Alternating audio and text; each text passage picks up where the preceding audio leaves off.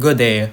I'm Sydney Ting, and today we will be exploring methods in which we can model the spread of pandemics and epidemics, especially because this topic is very relevant today, given the COVID 19 pandemic. But before we begin, let me explain the math concepts we'll be using, which are logistic functions and graphs, limits, and derivatives, and later we can have a bit of application too. So, first, let's talk about logistic functions. It is similar to an exponential function, except it also factors in limiting value. As opposed to the exponential function's J-shaped curve, logistic functions have an S-shaped curve. This is because exponential functions assume resources are unlimited, causing population to increase indefinitely. However, resources are always scarce in the real world, which is what makes exponential functions unrealistic when it comes to modeling population growth. Factors like the amount of food and land available, the number of predators, or weather conditions can and will limit the growth of any population. On the other hand, logistic functions have a rate of change that first increases exponentially, then begins to decrease exponentially, which results in the S-shaped curve. This is a lot more realistic than exponential functions. This image shows the visual difference between a logistic function and exponential function. As we can see in the curve, the logistic function denoted as real growth deviates from the exponential function to create the S-shaped curve.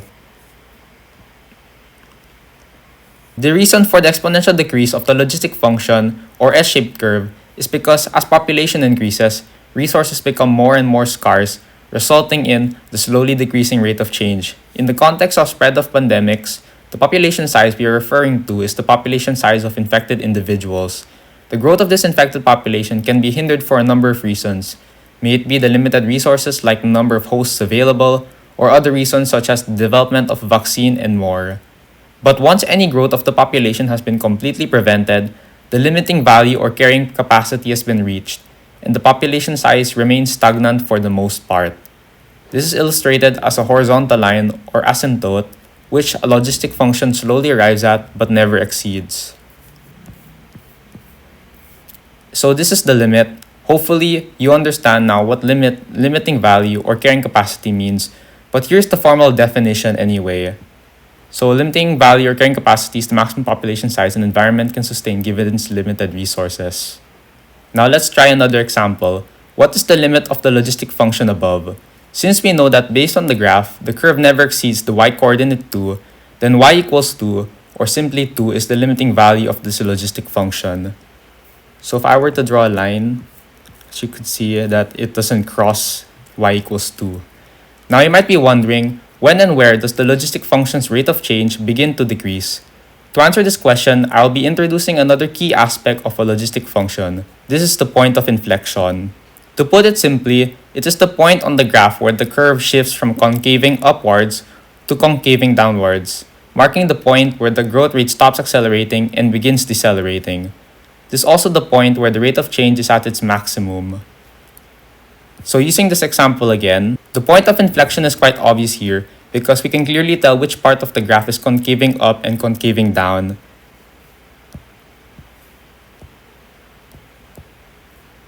So the point between the concaving up and concaving down part of the curve is over here. So the point I have marked here is the point of inflection of the given graph. However, in the context of modeling a pandemic, it is generally a rule of thumb that the point of inflection is at the middle of the curve.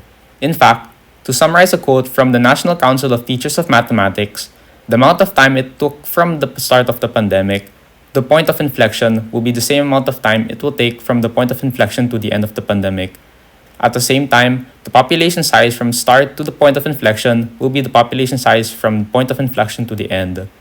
This means that if we know the total population size and the total amount of time a pandemic took, we could simply divide each by 2 to find the point of inflection. So the image on the right just illustrates the relationship explained earlier. For example, take the graph above, which illustrates the growth of the infected population of a certain epidemic we will name Epidemic A over time. X is the number of days, while Y is the population size. Since we know that the total population size is 9,000, as we could see in the graph, and the total number of days is 14, we simply need to find half of both by dividing both by 2 to get the coordinates of the point of inflection. So since we know over here that at this point, which is where the graph doesn't cross, as we could see in this line over here, this point here is 9,000. Then over here, we could see that the very end of the x-axis should be 14. So x equals and y equals. So now that we know that half of x is equal to 7 and the half of the y is 4,500, that means the coordinate of the point of inflection should be 7 and 4,500, which by looking at the graph should be around over here. So over here is the point that we just marked earlier. And as we can see, the top and bottom are equal, while the left and right are equal as well. Now that we know how to analyze a logistic function visually, how do we analyze it mathematically? Below is the logistic equation or logistic function form, which is fx equals c over 1 plus ae to the power of negative bx, where c is the limiting value or carrying capacity, a is a constant which can be derived using the equation c over 1 plus a equals initial value, v is the growth rate, x is the independent variable, usually time, and fx is the population size given x, which is time in our situation. Also, if you're wondering what initial value means, it means the initial population size or the population size in the first term. First term being the first unit of time, which in our case will be days. Now, how might we use this equation? This equation will allow us to model a real-world situation so that we can comprehend it mathematically. Through this model, we can better understand the situation and make accurate predictions of the future. Now, let's try applying this equation to our example earlier. So here's the graph again, and also the logistic function form or equation. So first, let's find what c is. C is the limiting value or carrying capacity. And just by looking at the graph, we already knew from earlier that the limiting value or carrying capacity is 9,000, since that's the maximum population size that is depicted in the graph. Now let's find a. Since a is a constant and we have this equation c over 1 plus a equals initial value, we'll have to rewrite this equation so that we can get the value of a. So we can just simply rewrite this equation over here. 1 plus a equals c initial. And then we can rewrite this again to be a equals c over initial minus 1.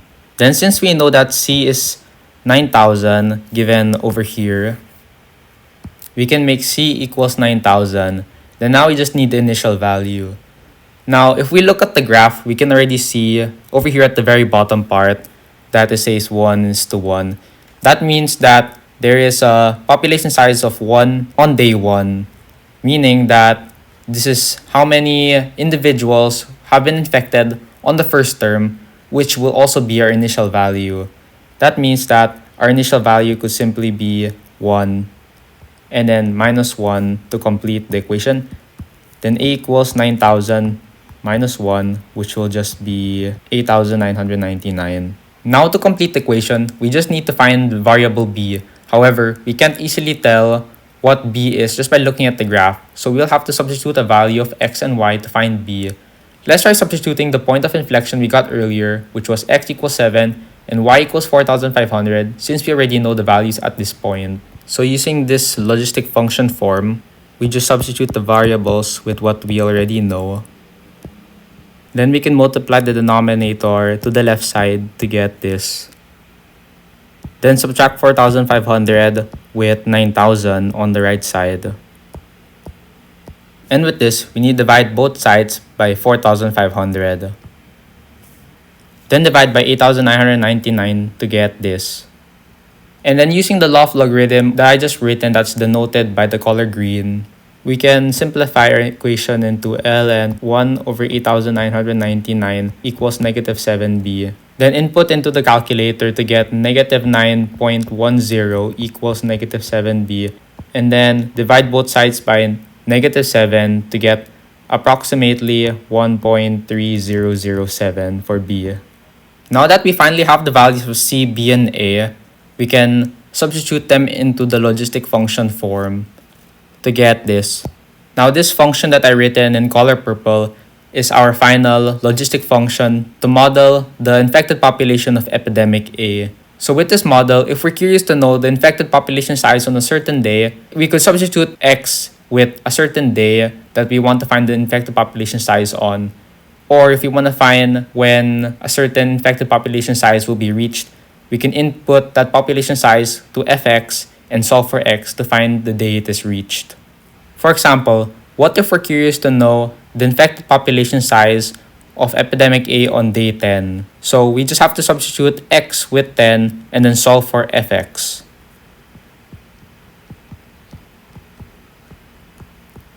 So after substituting x with 10, I was able to get the function 9,000 over 1 plus 8,999 e to the power of negative 13. And then inputting it into the calculator, I got a value of 8,820.58 or an estimated 8,821. We can confirm this by looking at the graph, where time is 10, as we could see over here. Around the point where 8,821 is reached is about over here. The graph confirms our value. And as you could see, we can now find and potentially even predict the number of infected people at any point of time using a logistic function. However, that's not all, because we can still analyze the function further through the use of derivatives, specifically the first and second derivatives. Just to give a recap of what derivatives are, it is the instantaneous rate of change of a function with respect to a variable. We will be analyzing the logistic function using the first and second derivatives specifically. How will derivatives help us better understand the situation? By finding out the rate of change of a function, we will be able to graph the rate at which the infected population is growing, such as at any instance, and predict for how long it will continue growing. Let's first analyze first derivatives. This is the gradient of the function at a certain point.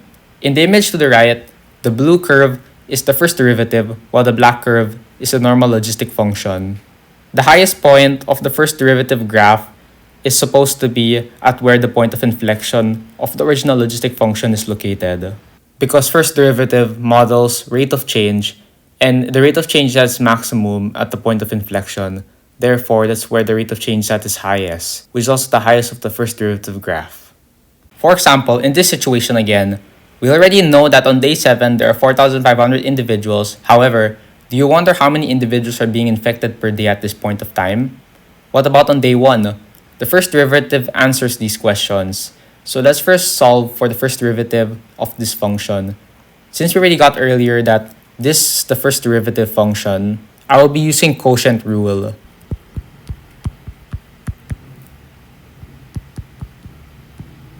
And then simplifying it,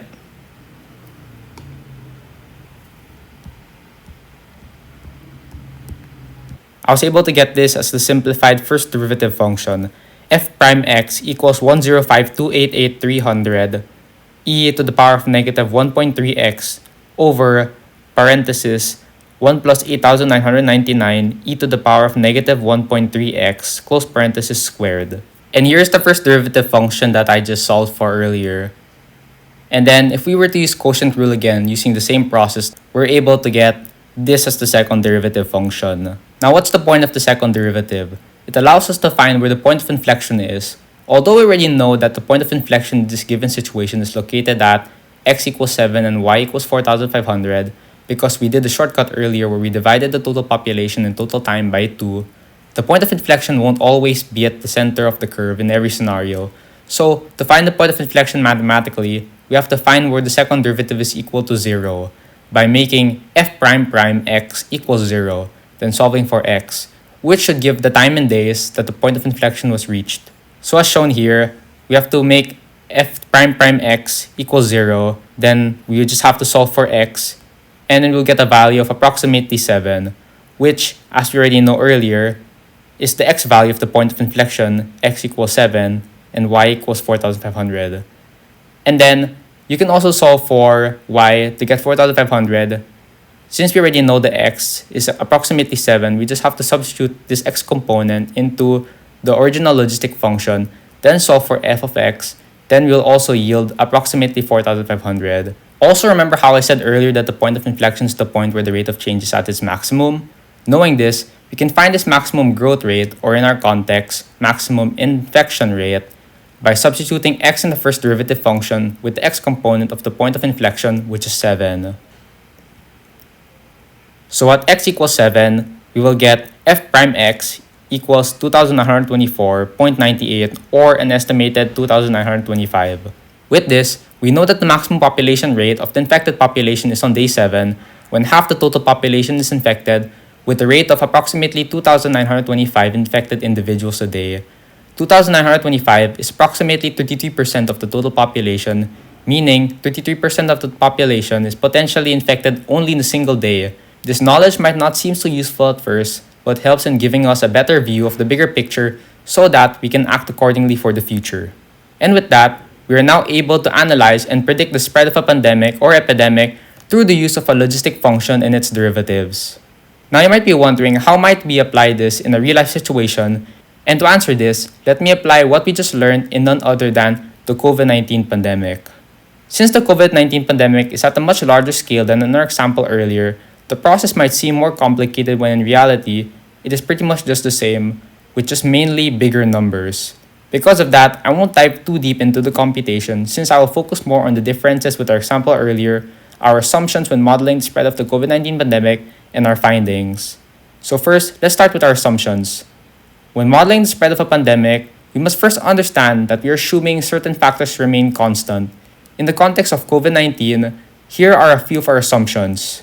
Of course, we know that these assumptions cannot be upheld when using the real world as a model, since it is not controlled and countless factors come into play that cause it to never be ideal. However, it does not necessarily mean that trying to create a model of the world is futile, since it still gives us useful information that, although may not have pinpoint accuracy, will still give us a general idea of the situation so that we can make better and more informed decisions.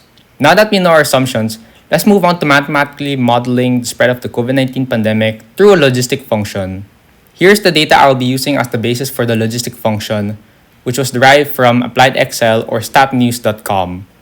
The x-axis represents the date since the first reported case, which is on January 24, 2020, while the y-axis represents the total number of cases. As you may have noticed, the graph initially resembles an exponential function, but then around halfway through becomes wavy and slightly erratic. This is because, as stated earlier, there are many factors that come into play that influence the outcome of total number of cases, the biggest factor probably being the COVID-19 vaccine. Vaccines like Moderna and Pfizer were released around early 2020, which is also around the time where the graph becomes wavy as seen in the image. It starts becoming wavy around January 2020. This might indicate that there is a relationship between the release of COVID-19 vaccines and the total number of cases. Because of this might make our function less accurate. Nevertheless, here's the logistic function form again. Now let's start by finding the values of the variables. Since we know that the total world population is approximately 7.9 billion people, then this is our limiting value or carrying capacity C. Because once all humans in the world have been infected, there's nobody left to get infected by COVID-19. So this means that C is equal to 7.9 billion people, or 7.9 times 10 to the power of 9. Solving for A, we need C, an initial value again. The images to the left are data that I took from the presented source earlier. It shows that on January 24, which is the first day, there is already 917 cases. So luckily, we already have the data for the initial value, which is 917. Solving for A, we will get approximately 8.62 times 10 to the power of 6. Then solving for B, we will have to do the same process as earlier, where we substitute the values that we already know, and then solve for B. Then for fx and x, I'll be using August 20, where the cases are 205,652,148. So using this logistic function form again,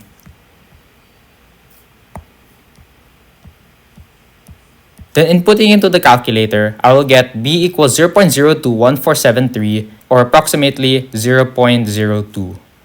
Now that we have the values of A, B, and C, we have to substitute into the logistic function form to get the final logistic function modeling the spread of COVID-19. So the simplified logistic function is fx equals 7.9 times 10 to the power of 9 over 1 plus 8.62 times 10 to the power of 6 multiplied by e to the power of negative 0.02x. Now this is just a simplified form of the logistic function because the unsimplified form is 7.9 times 10 to the power of 9 over 1 plus 8615048.073 e to the power of negative 0.021473x. I just simplified it so that it's easier to write. However, further calculations and derivatives will be using the true value so that the model will be more accurate. Now, graphing the logistic function in Desmos, I got this, which does indeed look like an S-shaped curve. And what is special about this logistic model compared to earlier example is that with it, we can even predict the number of cases on future days, specifically days that didn't even happen yet. Now, following the same process as in the example earlier, I used the quotient rule to get the first derivative, which is this. The numbers are a bit big, but the process is the same, so I won't show the calculations anymore. And for the second derivative, it's a lot bigger. The bottom is the simplified form. Then graphing all these three functions, I got this, where the red line or curve is the original logistic function, the blue is the first derivative function, and the green is the second derivative graph. Let's derive some useful information from them. Following the world's current pace, the point of inflection will be reached on day 743.679 or rounded off to 744th day, which will be on February 5 of 2022. This was derived by either substituting the value of fx in the logistic function with 3.95 times 10 to the power of 9, since 3.95 times 10 to the power of 9 is half of 7.9 times 10 to the power of 9, which is the total world population. Or you can also get this by substituting the value of f prime prime x in the second derivative function with 0, then solving for x. The maximum infection rate during the lifespan of COVID-19 is predicted to be 42,409,175 individuals in a day. This was obtained by substituting the value of x in the first derivative function with 743.679, which is the day the point of inflection will be reached, then solving for f prime x.